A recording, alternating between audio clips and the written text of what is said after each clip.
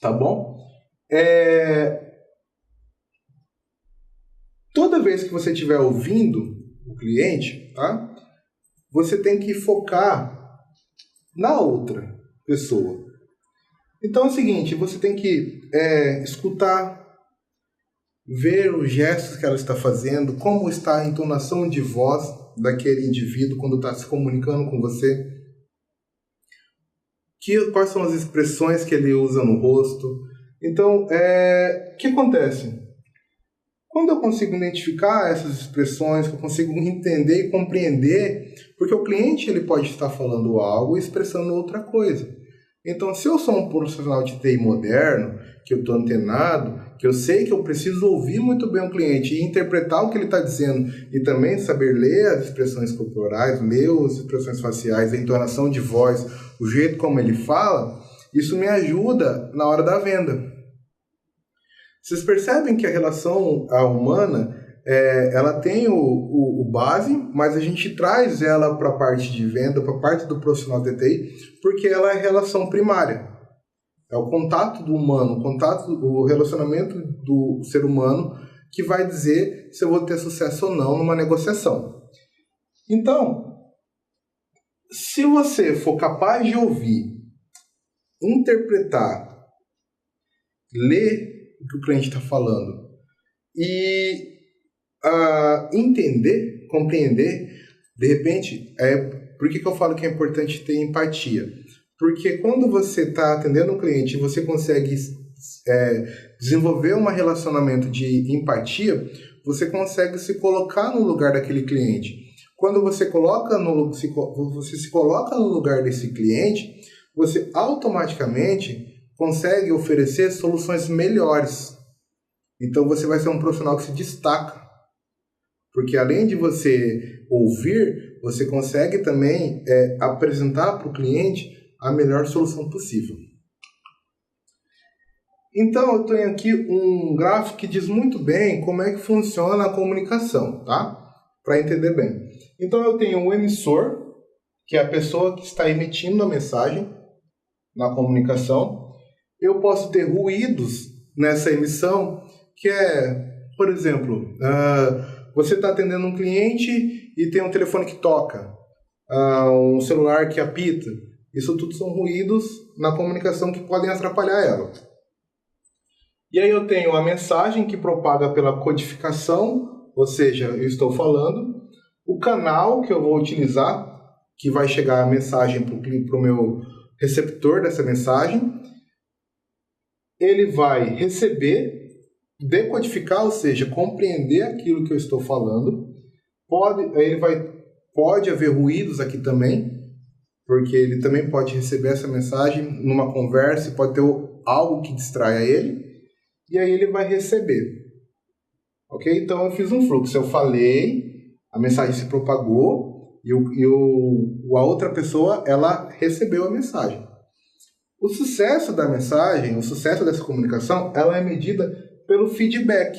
Ou seja, eu falo, o outro compreende e ele me devolve o feedback daquela mensagem, né, que pode ser a continuação da conversa. Esse é uma linha de como funciona uma comunicação. Eu tenho o emissor, eu tenho o receptor, o canal e o feedback. Me comuniquei, já entendi como é que funciona uma comunicação, uma relação, né, interpessoal ou intrapessoal. Sei como me falar com o meu cliente, sei que eu preciso ouvir muito bem o cliente, desenvolver forças que impulsionam para que eu tenha mais sucesso. E aí a gente vai entrar na ética. Por quê? Eu preciso me relacionar com os outros, eu preciso me relacionar com o ser humano, mas eu também preciso ter ética. Né? E a ética, ela é um conceito do seguinte, a filosofia, ela tem por objetivo, né, quando a gente está falando de ética, os estudos da moral, ou seja, os valores, os princípios que orientam e disciplinam ou constrangem o comportamento do ser humano, tá? Ou seja, aquilo que vale para cada um de nós, ou seja, o que tem valor fundamentado nas ações, que pode ser por exemplo de vida, a justiça, a dignidade do ser humano, família, a honestidade e responsabilidade. Tudo isso são fatores que influenciam o indivíduo e que moldam aquele indivíduo para o conceito de ética, tá? A ética, ela, em cada indivíduo, ela funciona de uma forma diferente. Como eu tenho vários fatores que podem influenciar o ser humano na hora de se relacionar, eu também tenho fatores que influenciam o ser humano na hora de adquirir um senso de ética, ok? Então é o seguinte, ética é também chamada de ciência da moral e filosofia da moral, pois está centrada nos estudos de valores e das normas que regulam a conduta e interação do humano. Tá? Então seria a ética, esse é o princípio da ética. E no nosso cotidiano, tá? No nosso dia a dia, nós somos testados o tempo todo, né? Constantemente, sobre as nossas ações em relação à ética. Todo mundo, no seu dia a dia, é testado de alguma forma, né? Sobre como ser ético. Então é o seguinte, e a ética, ela traz muito para o lado do bem ou mal, certo ou errado. Então, por que eu falo que a ética ela é diferente para cada indivíduo?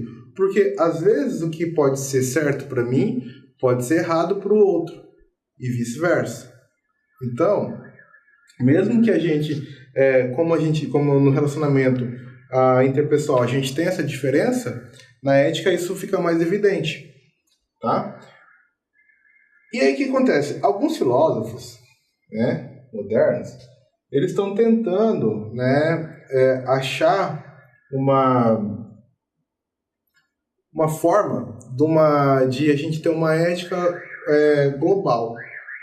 Porque não existe um consenso do que é ético e do que não é ético perante algumas situações. Então, existem estudos que estão tentando trazer isso para um conceito mais global, tá? Do que é ser ético. E a ética moderna, ela diz o seguinte, tá? Eu trago aqui, vamos falar um pouquinho, né?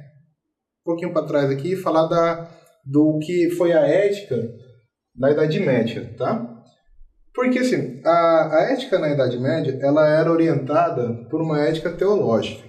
Então, existia um grande conflito, que é o seguinte: como conciliar o livre-arbítrio das pessoas com a exigência e a obediência das leis divinas?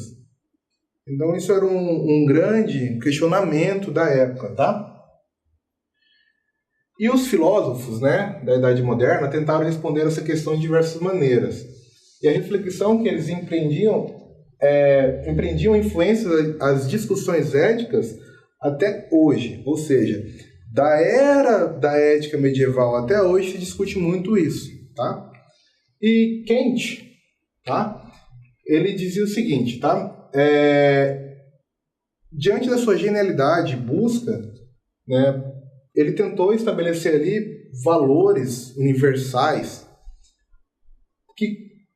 para trazer da seguinte forma: uma ética onde ele teria a laicização do pensamento ético, ou seja, a ética moderna só funciona, né, se eu tirar, né, se eu trouxer ela para uma ética onde eu não tenho uma influência religiosa em cima dela.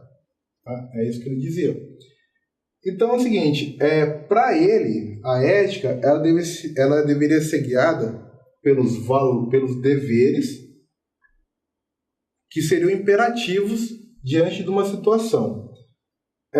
O agir ético dele traz-se pelo dever. Então, não se importa o resultado, desde que eu agi de forma a seguir um dever que seria o certo. Só que isso tem um problema, né? Porque é o seguinte, como é que eu posso ignorar o resultado só porque eu segui um dever? Isso não faz muito sentido. E os outros filósofos, eles pegaram justamente nesse ponto, né? A crítica de Kant foi muito em cima disso. Como ignorar algo? Como ignorar um resultado que poderia ser um resultado ruim, né? Desde quando isso é ético, sendo que só porque o dever que eu exerci ali era um dever considerado correto, tá? Então é o seguinte, ele recebeu várias críticas, principalmente daqueles autores chamados de consequencialistas, que é o seguinte, que defendem que a ideia de valor ético de uma ação está às suas consequências. O que é isso? Quer dizer o seguinte, no caso dos consequencialistas, o que importa é a consequência. Não importa o que eu fiz, importa o resultado. E o resultado, sendo ético, é bom. Ok? Só que acontece, as controvérsias sobre as teorias éticas estão fundamentadas também nas diferentes posições em relação às possibilidades de objetividade de valores. Por quê? Olha só. Será razoável acreditar que existem valores éticos universais, ainda que não possuam saber com certeza quais são? Não existe uma forma de eu falar isso. Entendeu? A gente não sabe mensurar quais são os valores éticos universais, porque muitas vezes o que é ético para uma cultura pode ser antiético para outra. Então a gente não consegue estabelecer ali uma relação. O que acontece? O Kohlberg, ele tem uma resposta parcial para esse tipo de questionamento, tá? Que é o seguinte, ele diz que o indivíduo e sociedades vivenciam um estágio sucessivo de desenvolvimento ético. Quer dizer o seguinte, que o indivíduo, né, e a sociedade onde está inserida, eles vivenciam os estágios diferentes. Então, o mesmo indivíduo, ele é um quando ele é jovem, e aí ele é um quando ele está em idade de amadurecimento, e ele é outro quando ele está já na plenitude. E isso também tem influência da cultura. Ou seja, segundo ele, dá para se ter uma ideia de como poderia se ter valores éticos universais a partir do momento que eu sei qual é a sociedade cultural que aquele indivíduo está inserido e qual seria a faixa de idade, ou seja, a faixa etária daquele indivíduo e quais seriam os valores éticos que ele deveria ter naquele momento. Tá? E aqui eu trago a tabelinha dele, ou seja, ele dividiu por níveis, ou seja, eu tenho um nível pré-convencional, que seria a idade do jovem. Eu tenho um nível convencional, que daí seria do jovem maduro, ou seja, aqui do ser informação, adultos, adolescentes. Aqui eu tenho o convencional, que seriam os adolescentes adultos, né? E eu tenho o pós-convencional, que aqui já são as pessoas que já passaram da fase de amadurecimento. E aqui eles têm um senso de valor muito enraizado. Então eu tenho a formação, o desenvolvimento, e aqui eu tenho a plenitude. Tá? Então tudo bem, eu falei até agora de ética pessoal. Tudo isso aqui foi ética pessoal. E a ética profissional? Né? Para o TTI. Isso é importante. Por quê? A gente ainda pode oscilar, porque existe a possibilidade da gente ter a ética pessoal, ou seja, aquilo que eu acho que é ético ou tenho convicção do que é ético, e a minha ética profissional. Muitas vezes eu posso ser uma pessoa que tem uma visão ética pessoal já pré-estabelecida, mas essa visão muda quando eu estou no meu profissional. Tá? Então, quer dizer o seguinte, que a gente pode ter dois sensos de éticas distintos aqui operando. Tudo bem? E a ética profissional, ela é o seguinte, ela é formada o seguinte, é um código, tá? é um conjunto de afirmações que elas podem ser tanto descritivas ou normativas. Eu posso ter um código de ética profissional só descritivo ou só normativo, que diz o seguinte, tá? Quando falamos de ética profissional, estamos, portanto, referindo ao conjunto de afirmações do ver e agir no campo profissional, tá? O código de ética profissional nada mais é do que o código de conduta, como você deve se portar diante das situações adversas que você pode se encontrar durante a sua vida profissional, tá bom? Ele será normativo, tá? Quando é composto de normas específicas sobre a conduta que eu tenho que ter exercendo a profissão. E ele será descritivo quando ele expõe os valores e princípios que eu tenho que ter ao nortear, né, uma negociação ou a nortear uma conduta profissional. O código de ética do corretor de imóveis, ele é tanto normativo quanto descritivo. Por quê? Ele tem normas que eu tenho que seguir e ele também tem normas que eu tenho que seguir e ele também tem descrições de como eu devo me portar, quais são os valores que eu tenho que ter perante uma negociação, perante ao cliente, perante ao meu trabalho. Tá bom?